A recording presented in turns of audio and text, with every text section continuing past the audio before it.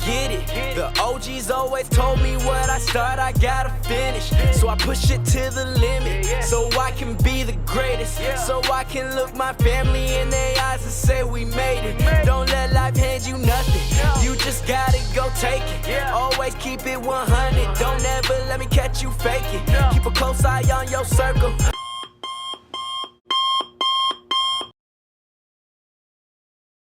Okay.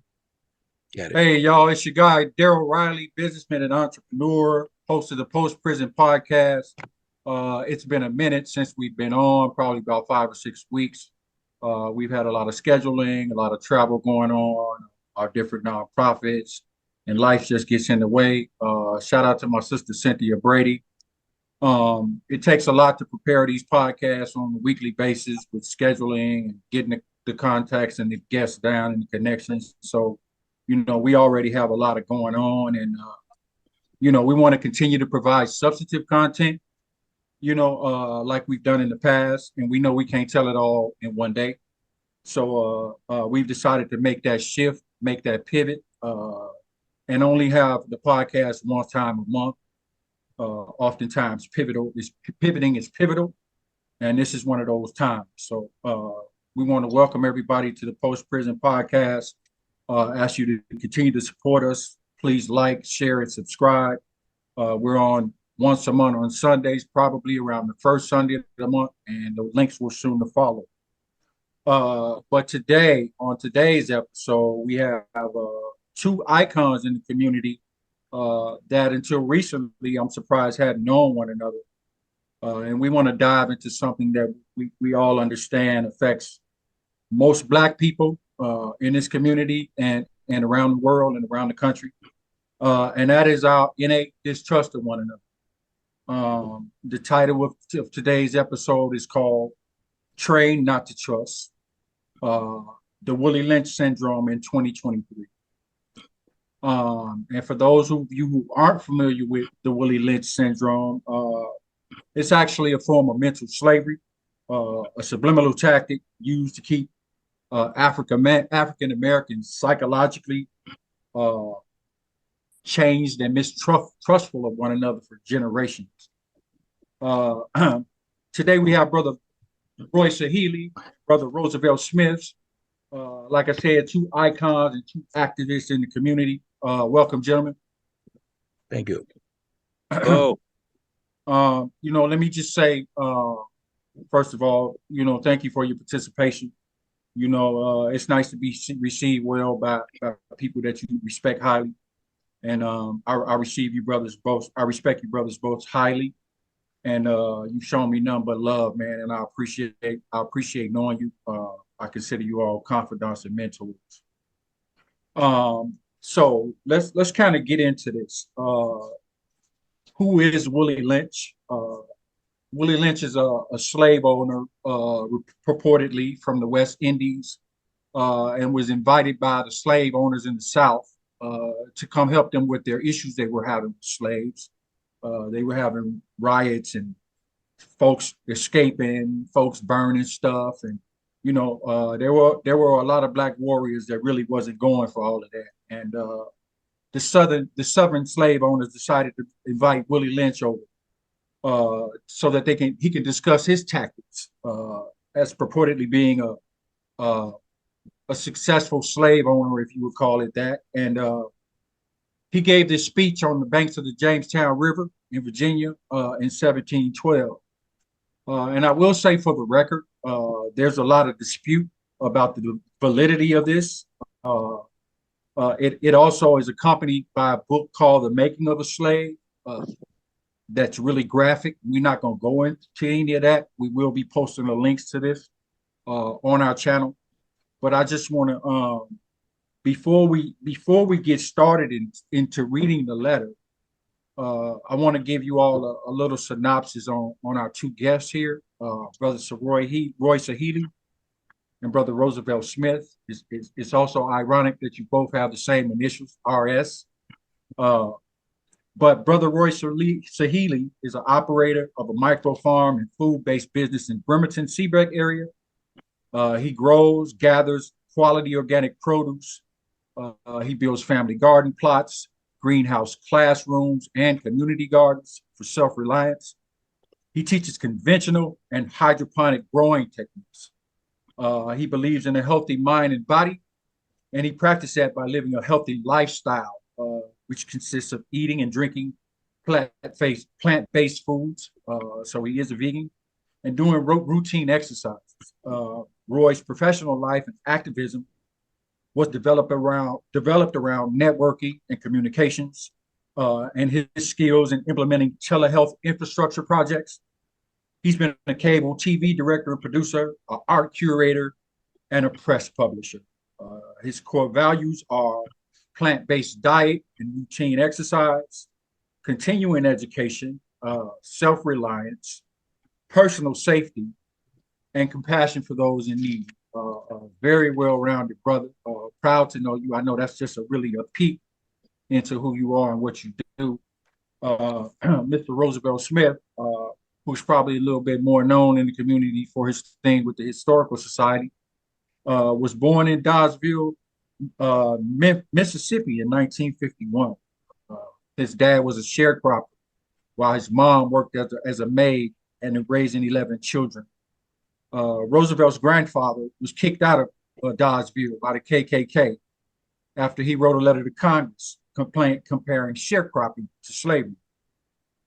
His grandfather stayed in exile until the local doctors convinced the Citizens Committee, the KKK, to let him return with the promise of no harm to him or his family.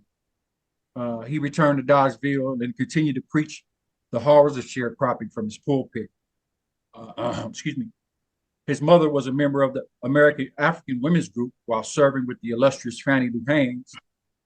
And his father, who I found very ironic, vowed he would never fight for the USA and sabotaged his own induction by ingesting lye soap to elevate his blood pressure.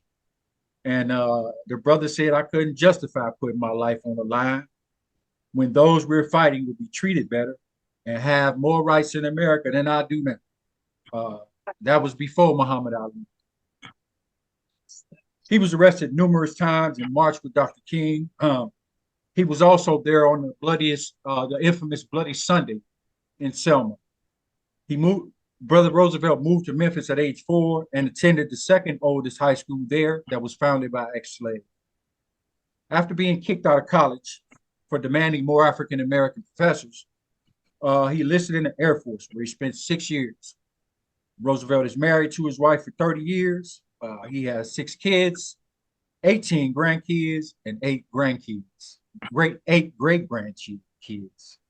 He's a retired veteran, past firefighter, nightclub owner, retired mental health counselor, antique dealer and appraiser, past commander of NAMVET, and that's the National Association for African American Vets, if I have that correct. Currently, he's a commissioner on the Bremerton Arts Commission. He's a trustee on the Kitsap Historical Museum, where he usually has an exhibit on the history of and artifacts of slavery. Like I said, 2 icons here, 2 brothers who've done a lot in this lifetime. And I'm just honored to be able to give you both your flowers while you're still around here. Much respect to you both. Thank you. So we're going to start off, because a lot of people probably haven't heard of this or really haven't took the time to read it. And I'm not going to go through the actual making of a slave part. I'm just going to read this letter. This speech is said to have been delivered by Willie Lynch on the bank of the James River in the colony of Virginia in 1712. Lynch was a British slave owner in the West Indies. He was invited to the colony of Virginia to teach his methods to slave owners there. And this was his message to them. Now, we'll add this quotation that there is some argument as to the validity of this. But we're going to dig into the effects of it. We're not going to worry about the validity of it. And I will say, I've heard some people say this is where the word lynching actually came from. But there is another gentleman called Charles Lynch that has also, in some cases, had that attributed to him as well. So here's what Willie Lynch told the slave owners that were having problems with their slaves escape. He said, "Dear gentlemen, I greet you here on the bank of the James River in the year of our Lord, 1712. First, I shall thank you, the gentlemen of the colony of Virginia, for bringing me here. I'm helping you here to solve your problems with the slaves. Your invitation reached me on my modest plantation in the West Indies, where I have experimented with some of the newest and still the oldest methods for controlling slaves. As our boat sailed south on the James River, named for our illustrious king, whose version of the Bible we cherish, I saw enough to know that your problem is not unique. While Rome used cords of wood and crosses for standing human bodies along its highways in great numbers, you are here using a tree and a rope on occasions.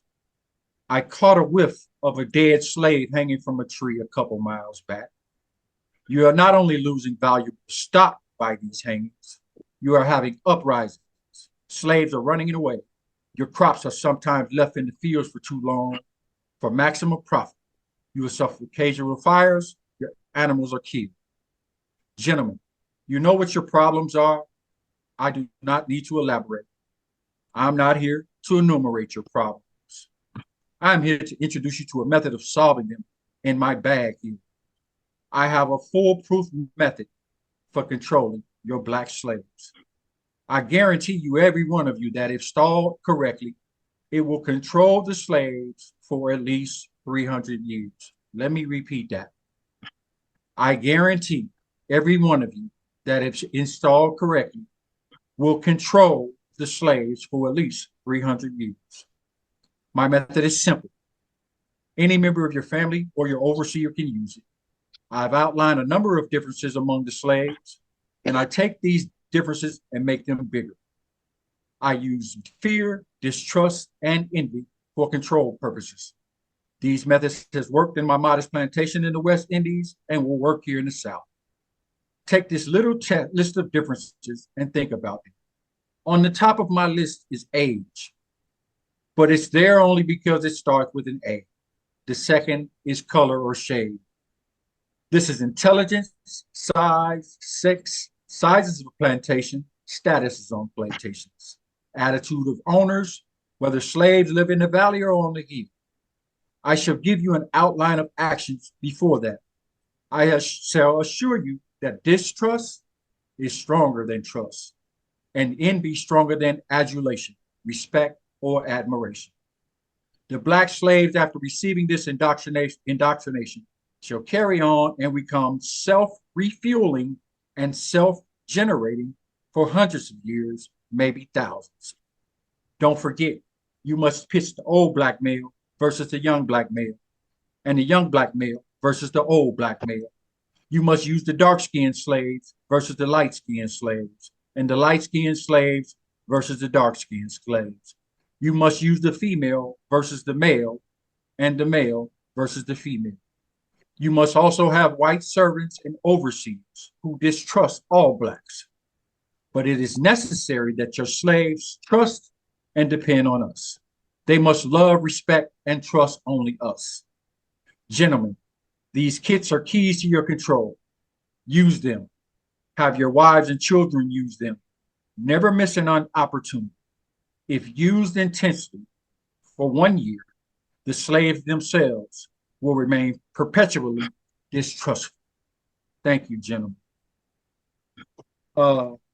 I felt it was necessary to read that. We're going to have a link in there for folks to read it, but I felt it was necessary to read that to actually gather the substance of what this folks was saying and to give folks a bird's eye view.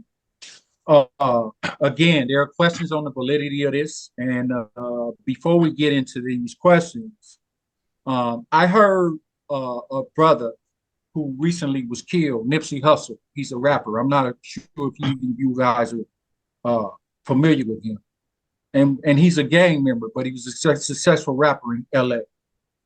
And he said when someone used to come in their neighborhood and do a drive-by shooting, whether somebody got hit or not, what he and his crew did, they strapped up, they got in their cars, and they went through the neighborhoods and they looked for a specific individual. They didn't look for the brother who was wearing a suit. They didn't look for the brother who was dressed in a work uniform. They went after anybody who looked like them and who dressed like them, whether it's that person or not. And that's what really got me to this point of wanting to discuss this. So I want to start off with Brother Roy, welcoming you to the podcast and asking you, do you see any of those effects today? And I'm sure you've read The Making of a Slave, so you know it's a little deeper than that. Hey, thank you. Thank you for the invitation and the opportunity. What I see, yes, the effect is here, and it's long term. Whether the document was original for the time or not, the techniques and the methods outlined in the document have been very effective over time, and it accounts for a lot of our confusion and conflict today. You called it confusion and conflict. How about you, Mr. Smith? You know, thanks for the invite. Also, you know, historians have debated. You know, well, if that letter was if that speech was given, or if that letter was correct, or if it was even given. Regardless, the points that the letter states is a reality, and has been a reality with African Americans. Okay, I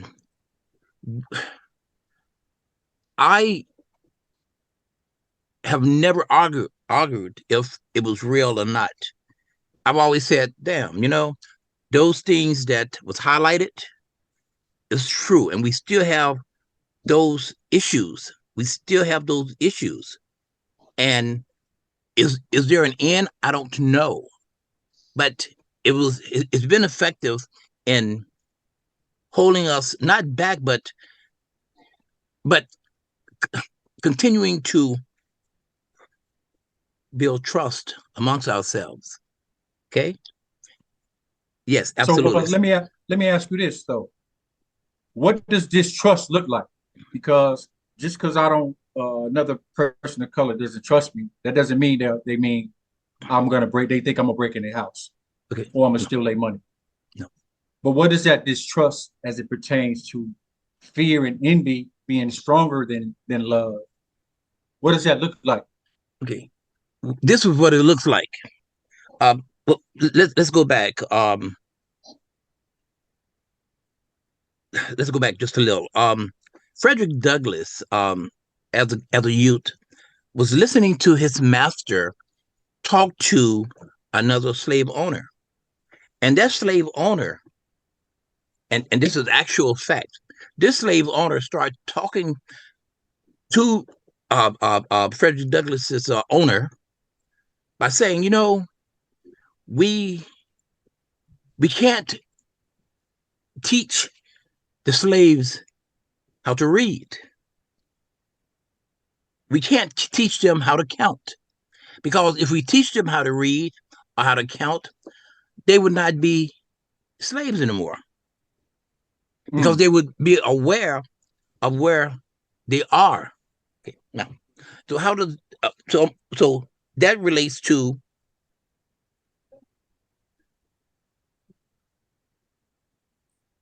when we as African Americans, okay, we go into a company and we're hired as an assistant manager. And as we were talking to our friends, we would say so proudly, oh man, I'm the only one in my department. I am the only one in my, they're wearing it like a badge of honor. Okay. HNIC. Yes, that's dangerous thinking. Now, if there was a Filipino, once the Filipino come into that company, you would see that in 5 years, that workforce would have 20% Filipino. And it goes on and on and on. So there is that distrust. Similar to, say, you're going to give a speech to a group of veterans, okay?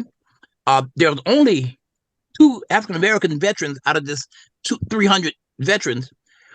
One of the black veterans might say about that black speaker, "Oh, I know where that end is coming from." Before your mouth is even open, Yeah. that distrust is systemic distrust. Yeah. Okay, so Roy, that's where I'm at. Roy, so tell me about your thoughts on what does that crab in the bucket mentality look like today? Well, the history is there, and it's been ingrained throughout the culture. So it's not like when people are talking about, well, it's not slavery time anymore. It's not slavery in that time anymore. This is a new age thing that we're dealing with. So today people can be wage slaves and debt slaves as well. And we have moved along in society in such that African Americans, natives, and even Hispanic folks, further South American folks, they've established a permanent underclass status for us. And we practice that and live that style all of the time.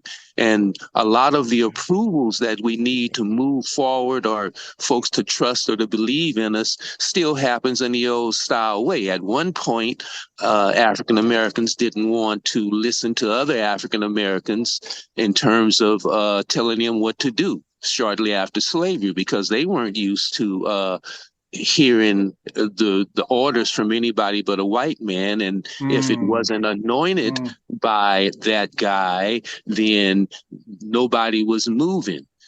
Similar things happen, and I've heard stories around, northern people during that time coming to the South, wanting to break all of the traditional rules, maybe having the black family eat with or near them.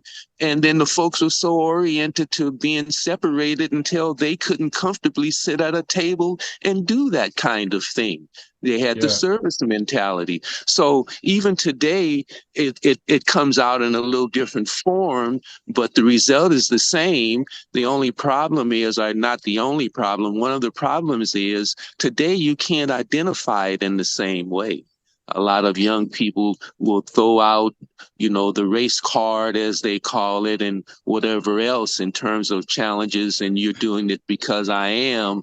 But in fact, that incident was motivated, and that conflict between white folks and people of color has a historical beginning, even though it may have occurred 5 minutes ago or currently going on with you and somebody else who feel like because it's 4 or 5 generations later, we didn't have any contact and we didn't do you any injustice. But they never interpret how they're benefiting from it. And if you can, and white people and others, even elite black folks, the honest ones will tell you that, yes, they're benefiting from their status. White folks are benefiting from white privilege. Black folks are benefiting from elite education in ways that they haven't handed off to other black folks or aided folks in terms of their rise. So, those are the kinds of things that I see as perpetuating that Willie Lynch story today. Yeah, we had a couple different conversations over the last couple of weeks with you guys talking about the actually, so we won't necessarily think that it's this generation. We talked about the Carter G situation and the distrust with W.E.B. Du Bois, and how over time that was perpetuated. Let me just switch this a little bit since you went there. A lot of times we talked about the HNIC, and I'll just say it, the head nigga in charge. Everybody wants to be that guy. How does is there a concerted effort by, let's say, what the white establishment to continue that type of divide today by manipulating the head HNIG in charge, Mr. Smith? I think it's more subtle. Okay, go ahead. Go ahead, Roy. Yeah, I just simply think it's more subtle. All of the stuff kind of works in the same way. And now we're at a point where, yeah, Black folks want to hear orders and see their imagery in terms of education and see Black folks or other people of color in other ethnic groups basically in charge of things and giving orders and stuff like that. But we know our education is Western education. We didn't grow up and go to school in Mexico or Nigeria, anything like that. So being subject to that, the behavior becomes very much the same no matter who's in charge. And until folks kind of decode the fact that they were miseducated on some things, it really doesn't make any difference for our time who's in charge. It's the behavior and how they carry out the policies and procedures that have been in place over hundreds of years.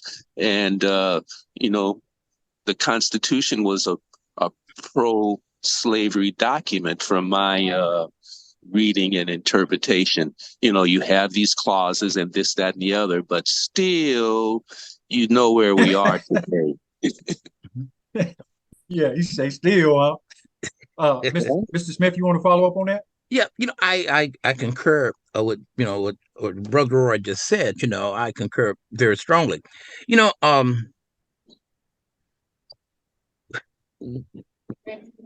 Although Western education, we have that indoctrination as to, that hierarchy. Like, okay, whites are superior to us.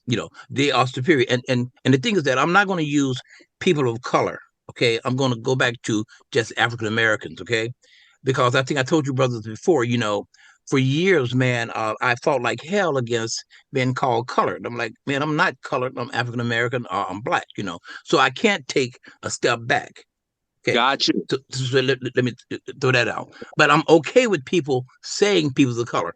And the other reason I say that is because in the movements that have happened, African Americans have been in the forefront of getting things taken care of through, and we've been victimized with the loss of life, the loss of we've been beaten, things of this nature, to get certain things taken care of, and benefits but thrown on us are earned by us. Yet and still, other groups have benefited, and many times they're benefited more so than we have. Okay. Yeah, definitely. So, definitely. Okay. So, Yeah. Going back to Western education, man, if you are taught that you are on the lower echelon of of a system, and then all of a sudden you see someone that looks like you, that have made it to the top. My thing is, wow, use that person as a role model. Okay, let that person, you tell your kids and your neighbors, look, this young man made it, so you can make it. These are the things that he did or she did to make it to that pinnacle. Okay. The problem is, once we get as African Americans to a certain level, do you forget where you came from? I have a niece that recently graduated from Middle Tennessee State University.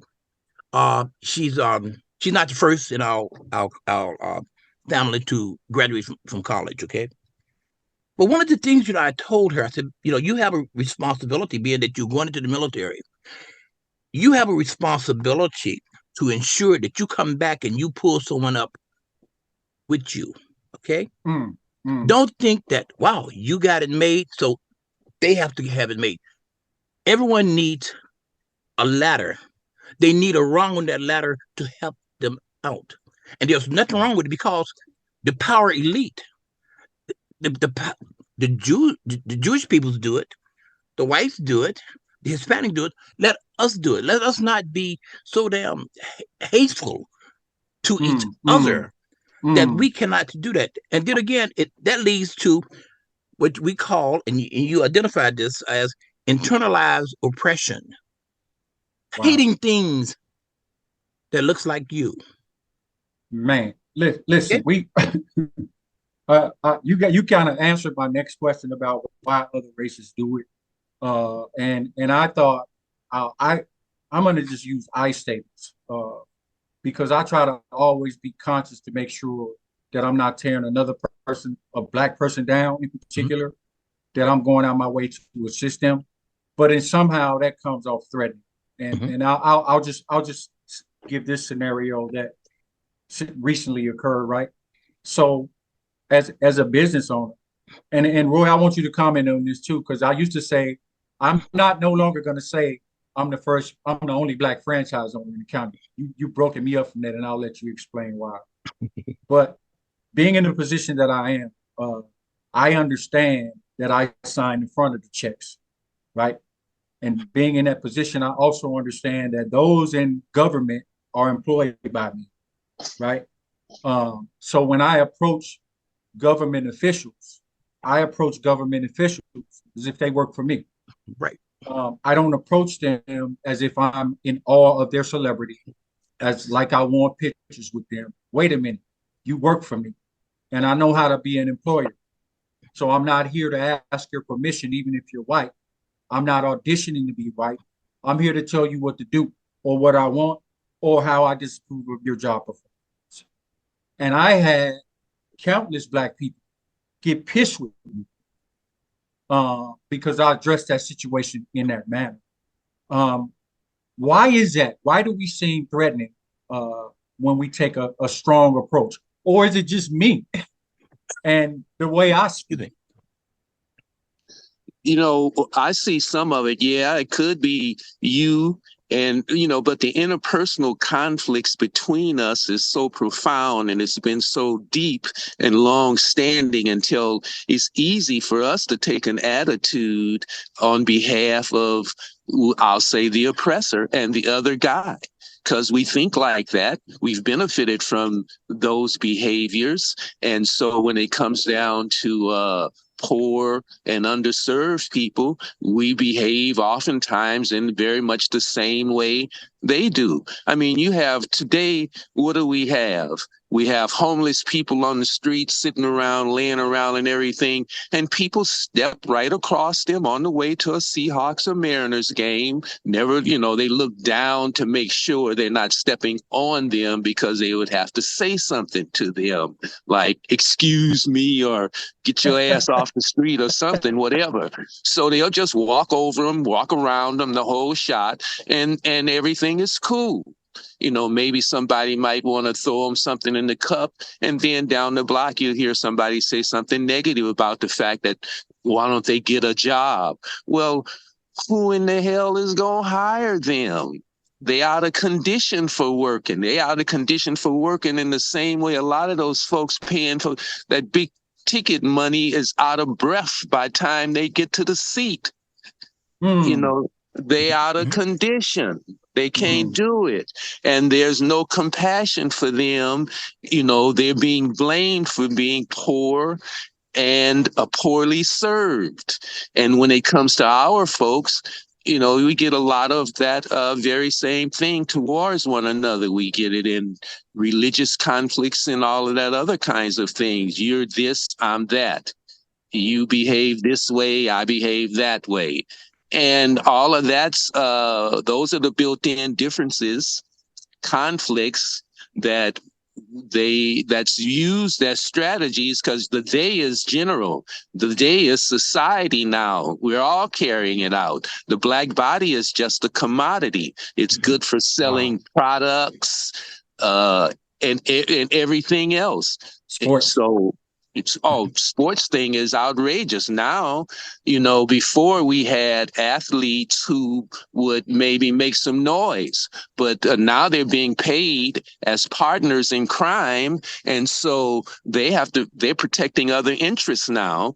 Although I did hear recently that the NBA and the athletes there put together a fund to do some enrichment and empowerment in communities. But if the method of doing the enrichment and empowerment is as they have done in the past, then what they're going to do is spread enough money to guarantee failure. Mm, mm. Wow. Not Wow. enough to guarantee success. Mm-hmm. The appearance will occur. It'll have, have all the look and feeling like that, but in the end, it'll be those folks who couldn't work together, and the argument of this, that, and the other, and they just couldn't do it. And we'll be blamed as usual. So it wasn't designed to succeed in the first place. The old bait and switch. Mm-hmm. No, and it seldom designed to succeed. Usually designed to show. Absolutely. Absolutely. Let me throw this on you. And this might, hopefully I can connect all of this, man. But years ago, Dr. King, there was an interview with Dr. King by NBC, and there was two newsmen that was interviewing Dr. King, and the question was, well, Dr. King, how do you feel about Malcolm X? Because Dr. King, Malcolm X does not respect you. Malcolm X is sabotaging everything that you are talking about, especially your peaceful movement. And Dr. King stopped the person and said, wait a minute. No. Malcolm X and I are doing the same thing. Our goals are the same Absolutely. thing. Our methods are a bit different. Absolutely. But our goals are the same. With that being said, those news reporters couldn't go any further. They could not go any further because he squashed it. He said, look, no, I'm not going to allow you to separate us. I'm not going to let that happen because we are both doing, our goals are the same. Okay? And it could have been easily been a case that they were doing the liberal good intention work for Dr. King without realizing or even wanting to understand that our goals are the same. So even in their process of asking questions, it's based on division. How do you ask the question to create the conflict? Even they don't know they're doing propagating and creating the conflict and keeping it going oftentimes because the system is well in place. And remember, newspapers were sold for profit. So Yes. Any of those, and none of our stuff, nothing works until there's some means to extract profit. Even today, when we hear the discussion about reparations, if it happens, it's going to be because other systems have been set in place to claw back as much of those returns as possible. Well, I think for me, when you speak about reparations, I think, and this goes back to our discussion about us being 4% of the population. I think reparations are here, and they're in the form of opportunities if we know how to take advantage of it. Because I think that personally, as it pertains to equity, there's only two ways to get it, and that's either you take it or you build it. And through my relationships with you two, I've learned that that's what you've done. I've been to your spaces and I see what you do now. And you had to build that, and the rest you had to take. Wasn't nobody giving you nothing. You probably would have still been sharecropping, Mr. Smith. I will kind of get towards the end. What do you think? Do you think we beyond it? Do you think there's a chance for more collaboration instead of competition? I mean, particularly in this community where we're only 4% of the population. You know what? I I'm an optimist, okay? But at the same time, I'm a realist. I think, I think that it's so ingrown, okay, that it's going to take maybe another generation before we can see of that ability to collaborate in a very effective way. During the 60s, I have to go back to the 60s. Um, it was a movement, man. That movement, man, brought together, you know, the rich and the poor African Americans. Okay, although the middle class African Americans had a distaste, many of them had a distaste for Dr. King. They felt, oh man, that end is coming to town, so that means that uh, uh, uh, we're going to see some violence. Okay, but I just had to throw that one in. Okay, um, the collaboration, the the mission of those brothers that went on strike in Memphis in 1868 regarding the garbage men. Okay, uh, those guys stuck together. Okay, they stuck together. That saying, "I am a man," that's where that came from. Okay, those brothers stuck together. Many movements during that period, the blacks, the brothers did stick together. Now, in the military during Vietnam, okay, during Vietnam, would you believe in my life, it was the first time that I experienced a a love, a respect that developed amongst African American males. Okay, we loved, we respected each other. Okay, say for instance, you just arrived, you as a soldier, you arrive at a new location. Okay, okay. As you're walking, you're young, 21 years old. This older brother stop you and say, "Hey man, how you doing?" And if I continue to walk, he'll say, "Young brother, come back here. I'm gonna give you something, and the next time I see you, we're gonna discuss it." He would give you a book, and he would tell you, "Young brother, the next time I see you, we're gonna discuss this." You understand? And the Yeah, next time you saw that person, you were expected to discuss that book. yeah, Okay.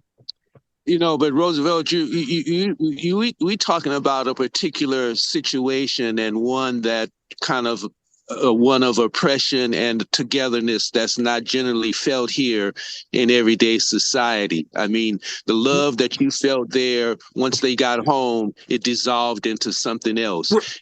Our social political movements like the civil rights era, and I would even go back as far as before we had an active civil rights era, the Nation of Islam was already doing their work. The voices that were around that I heard was the Nation of Islam, the civil rights era, later on the Black Power stuff. We know that the churches were significant in that, but at the when it's all said and done, a lot of spirit was given up and a lot of love and really a serious, I guess what would be the best word, strength and fearlessness, because I know I was living in Los Angeles and I wasn't ready to get on a bus and go to the South and be hosed or bitten by dogs. We didn't see that from our end of town. Where we were, we saw white flight that gave us a different attitude about what was going on. So I appreciate what you're saying and stuff like that, but it never seems to have been powerful enough to stick.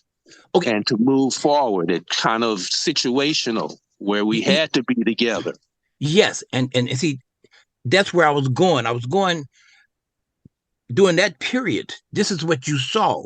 So many of the brothers took that, and they went to Cleveland. They started the National Association of Black Vets. They started things that would empower their community. We knew from Jump Street that outside that base, when we go to the community, that some of the civilians would say, "Oh, there goes those stuck up ass brothers from the Air Force," this type of thing. Okay, but we took bits and pieces of what we were taught during our time on those bases, and we took it back to our neighborhood. So that's what the point I was trying to get to. Okay, now how does that relate to today? Well, like I said, I on a personal level, my experience as a business person, my God, man, um, we we are a long way off, man. When, for instance, let me do this at you, and this is on a personal level. I can't speak for the world, okay? But I sell Rolex watches, okay? Rolex watches. Now, if I'm selling Rolex watches and I have these folks coming, I'm doing a watch show. I have these cats coming in to buy my watches. Okay. The there are blacks that have asked me, number one, I have a damn watch that's $15,000. They would have the audacity to say, is that real? Yet and still they can go to the vendor next to me, this white dude that might have a mediocre watch, but they was more adapt to buying it from him than from me. This happens over and over and over again in the business that I'm in. But you know what? It doesn't piss me off. Initially it did. No, it doesn't. This is what I expect. I expect this to happen. But I'm not, and I'm not out to prove, hey, guess what? I have this product, black person, and you can trust me. No, no, no. It's like, look, I'm in the business to make money. Okay. And if you do not want to buy my piece that is of high quality, go ahead on. But you know, a lot of that again, Roosevelt, is miseducation. You know, and the distrust piece as well, because you in a rarefied space. In fact, I would go as far as to say is the three of us are more privileged than the majority of our 90% brethren, maybe 80%. I don't know, because we in between. We not necessarily, at least I won't say we're not. I'm not a member of the talented 10th or the so-called talented 10th, and I don't behave in that style. Okay. But I realize what's going on, and I have had the education that many of them have, but I also re-educated myself in terms of the knowledge that we need to move forward and have confidence for our daily lives. You know, until our people start practicing self-reliance, then to me, they're just like everybody else. There is no special deals that should be done because color alone don't keep you from getting robbed or stabbed in the back or any of that other stuff. So it have to be more of behaviors and reactions than anything else. And so when we start, such as ourselves, we three self-reliant African American men, and and I would go as far as to say that we have more than $1,000 set aside for emergencies. So we already ahead of what they say a lot of folks are. Yeah. Well, I appreciate you saying that, man. I appreciate you including me in that fellowship. I think that for me as a business person in this community, I will say this, usually black people are my toughest customers, and they give me the most problem. But like you said, I expect that distrust. I expect certain behaviors. When I walk in the room, and I'm attacking the racism. Whenever that's exposed around me, I attack it. I attack being looked down on. Maybe I shouldn't have a fighter's position on it, but again, I consider myself to be a leader. And you can't just tell me and say anything to me in 2022 and expect me to swallow it, because I understand all the things that we talked about. So I want to say to you guys, man, I appreciate you. I learned a lot. I hope other folks did too. Maybe we could start taking a closer look at ourselves. And I'm gonna side a little bit with Mr. Smith in terms of being an optimist. I hope I'm gonna be a little more hopeful. Maybe I'm being naive that some of this can change before we go on to the next spiritual life that we're going to inherit. Well, I agree with you guys. I'm optimistic too, but it's mainly because I get up in the morning and work on it. Yeah, absolutely, absolutely. Maybe that's how we got No, I into. separate the That's aspirations from is it your dream or are you doing it? So Yeah. it's kind of like that. So Yes. I've learned that both of you get up in the morning and work on it. It ain't no nose picking or sitting around hee-hawing and pointing about what the other guy didn't do and or how much you had to drink last night and you can't get over it until noon. Those are part of the distractions. Mm-hmm. And the giveaways make it easy for them to do nothing but become a consumer of negativity. Yes, absolutely. Absolutely. And that's everybody. Gentlemen, it's been a real pleasure to spend this time with you. Yes. You guys are extremely busy, almost as busy as I am, but I count it an honor that you guys saw fit to share this space with me. I learned a lot, and I believe that we made a conscious decision not to carry on any of the Willie Lynch behavior, at least from us three. Mm-hmm. And with that being said, to anybody that I ever may have offended, any brothers or anything like that, I apologize. But I'm not going to change who I am to appease the powers that be. So I also will say that you guys have helped me birth something in my spirit, and we'll be talking about that real soon. And so I'd like to, if you guys want to leave us any closing remarks, we can get on up out of here and finish with our day. Hey, thank you for the time. Yeah, and with me, yeah, thank you very much. I have really, really enjoyed this, man. This was I mean, I met with you guys a couple of times before, man, and each time I met with you guys, I was left with this feeling of wholeness, wholeness, absolutely.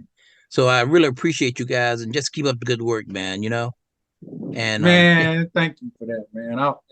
I was feeling a little despondent about some things that you said that I appreciate that. I needed that shot. Yeah, keep it going. Yes. All righty, you guys. Thank you very much.